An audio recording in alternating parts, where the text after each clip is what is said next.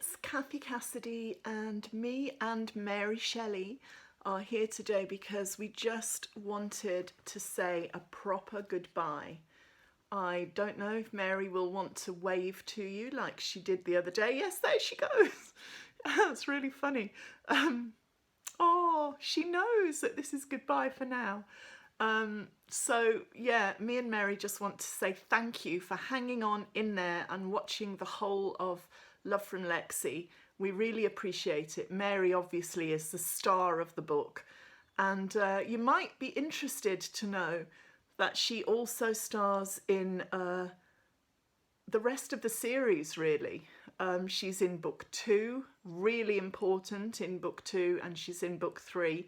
And then in book 4, she kind of hibernates through that book, so she's not quite such a starring role. But as you can see, she is a prima donna. She is an A-list starlet, and yeah, she's important. So she's really appreciated your support through all of these chapter readings, and I'll put her down and let her go and have a wander now. But I did mention the other books in the series. Love from Lexi, the book that I've been reading from, is actually book 1 in a series called The Lost and Found, and book 2 is this one. It's Sammy's Silver Lining, and you'll know, of course, if you've been following, Sammy is the Syrian refugee boy with the big scruffy coat that we've seen in Lexi's story.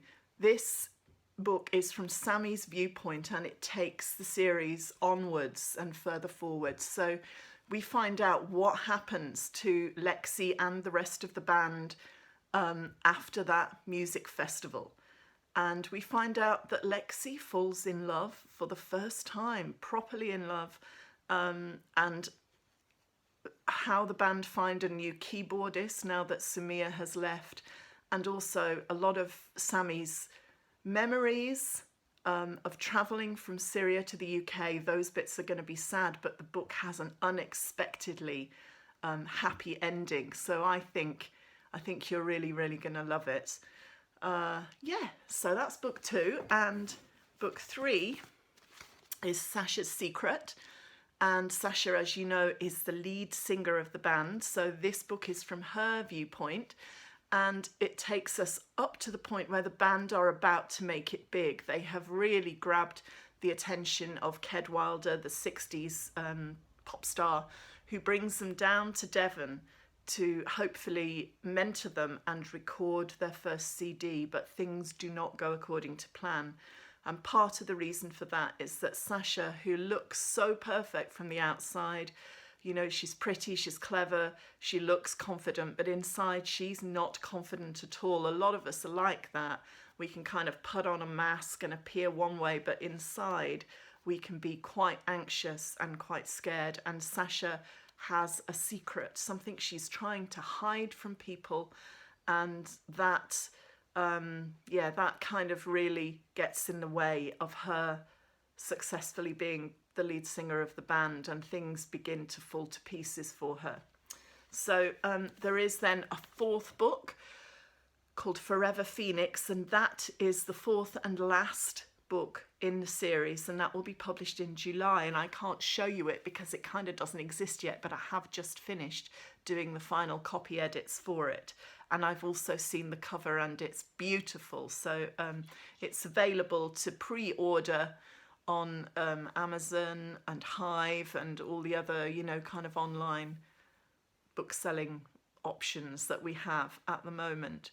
So if you enjoyed Love from Lexi, maybe move on, read Sammy's Silver Lining, find out what happens next, and then Sasha's Secret, and then hopefully by July you'll be ready for Forever Phoenix too. So a few other things I just wanted to say, apart from thank you for hanging in on there. Yeah, do check out hive.co.uk, which can send you books from independent bookshops. You might even find your own independent local bookshop will do posting out of books and online sales.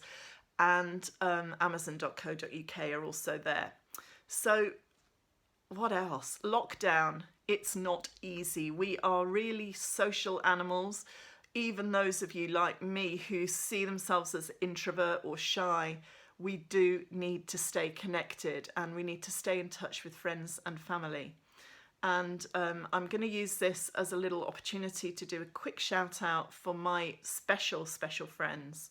Helen and Sheena, Fiona, Jim, Mel, Jessie, Lal, Chelsea, Lely, Jan, Joan, Doreen, Ord, Kiki, Janet, Paul, Di, Denise, Ivan, Jimmy, Mitch, Bob, Stella, Helen and Craig, Martin and Rosanna, Sheila, Jeanette, Jen, and many, many more people who are really important and special to me, met on Facebook or in author life, who are now just as important friends. And I kind of include my readers far and wide of all ages in that friendship group too. So even if I've not actually called your name out, you are special to me, I promise. And family, of course, staying in touch with family, because you know, I'm lucky. I'm in lockdown with my lovely husband, very patient, and puts up with me. But I'm not with my children, and I miss them loads. So you know, to Callum, who's in Liverpool, to Kate and Isaac, who are in Cornwall on their lovely boat that they're working on, to my brother Andy and my sister-in-law Laurie, to Brian, Tara, Anu, and Toby, who are actually in Beijing, to Liam, Steph, Quinn and Aoife, who are in Formby, to Jamie and all our family, far and near. So to stay in touch and to stay connected, you could write a letter, send a little parcel maybe, send an email, you could call, you could do a Skype or a Zoom or a FaceTime, but whatever you do, please try to stay in touch. It really does help. And what else might help? Routine can. A daily walk at 6 o'clock is 6 o'clock in the morning is kind of the kickstart to my day. And it sounds crazy, but I love that absolute peace of being up and about really early on when hardly anybody else is out. And that just kind of sets the tone for my day. And I also like to work in the garden in the sunshine. So you find the bits that really help you, the things that you can do to stay fit, to stay healthy, to stay smiling. And one thing I've been doing, I think I mentioned it in after one of the chapters, I try to make a note every day of anything that happened that made me happy or grateful. And it could be something as simple as the smell of cherry blossom, or it could be a call from somebody that you really love, or just escaping into the pages of a book that's really gripping and cool. And we've just moved house, so there is tons to do. I would say that staying busy is really helpful, but you will find more ideas for coping with the lockdown on my Dreamcatcher reader blog. There is a link to the Dreamcatcher blog on my website, kathycassidy.com. And Dreamcatcher is written by and for my readers. And you might find that you want to contribute too, because at the moment, for the last few weeks, it's taken on a lockdown theme with advice and experiences and ideas, inspirations, all of those things from readers far and wide. We've in the pipeline, there are contributions from readers in lockdown in Dubai, in Thailand, in France, all around the world. We're all in the same boat at the moment. Find out how other young people are coping. What challenges do they have and how are they dealing with them? What are they finding to do that really helps? There are lots of really helpful things on there. There's a gorgeous art activity that really helps you, an expressive thing that helps you get your feelings out, that's free to do there. And a lovely friend who teaches dance and musical theatre, giving you lots of upbeat ideas for staying fit. So there's tons. But join in, go and read those blogs, and maybe send a blog of your own to join in with the blog. You'll find the link for the Dreamcatcher reader blog on kathycassidy.com. You can just click straight through and see it, and then you can give it a follow and you'll get a little note every time there's a new blog. One last idea, I thought maybe some of you who are the creative types might want to write me a poem or a short story with a lockdown theme. And I wouldn't call it a competition, more of a challenge, but if the ones that I really, really love, I will send a free book to once post offices open up again.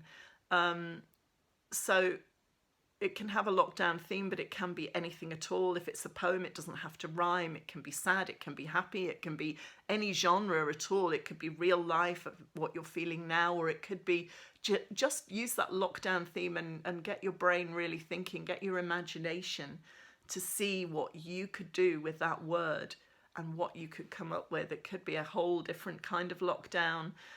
It could even have a sci-fi theme. It could be a horror. It could be a romance. It can be anything you want it to be. And you can email your entries or your challenge poems and stories to me via the email Kathy link on my website, kathycassidy.com. So the website is your go-to place, really. And that's about it. I'm just going to say goodbye. I'm going to have a week off from reading. But if you really do want more readings, let me know. You can always contact me via the website, via the email link, or on Facebook if you follow the Facebook fan page, on the website, on my blog, Dreamcatcher, maybe even on Instagram. I don't follow back on Instagram, but I do read and answer my messages, or on one of the YouTube channels. And I'd love to hear from you. Thank you so much for giving me some structure to my day and giving me something to do during lockdown. And thank you for your lovely, lovely messages, emails, comments, and to all the army of people who have shared and liked and followed. I really appreciate all of that support.